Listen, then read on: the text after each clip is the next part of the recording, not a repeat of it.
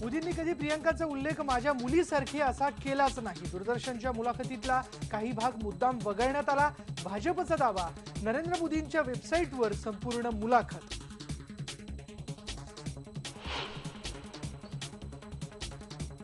मतदानाच्या दिवशीचं मोदींचं भाषण, मतदान केंद्रापासून 100 मीटर्सच्या बाहेर, गुजरात क्राईम ब्रांचच्या प्राथमिक तपासातला निष्कर्ष।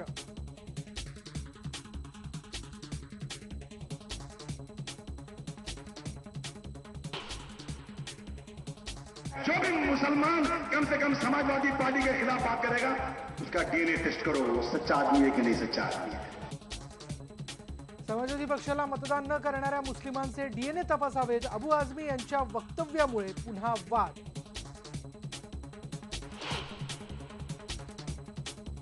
आसाममध्ये बोडो अतिरेक्यांच्या हल्ल्यात 10 जण ठार, कोकराझार आणि बक्सा जिल्ह्यात केला हल्ला।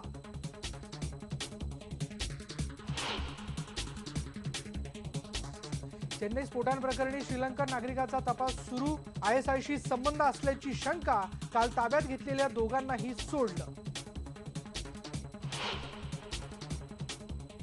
नागपूरमध्ये 48 तासात 5 जणांचा खून झाल्यानं खळबळ, पोलिसांच्या कार्यक्षमतेवर पुन्हा प्रश्नचिन्ह।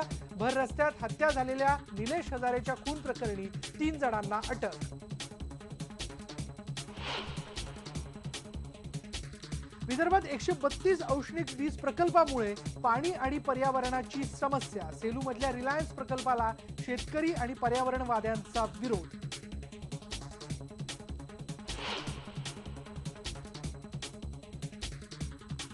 आजपासून आयपीएल स्पर्धा परतली भारतात, दुबईनंतर भारतात रंगणार उर्वरित स्पर्धा। आज चेन्नई सुपर किंग्सला आव्हान कोलकाता नाईट रायडर्सचं।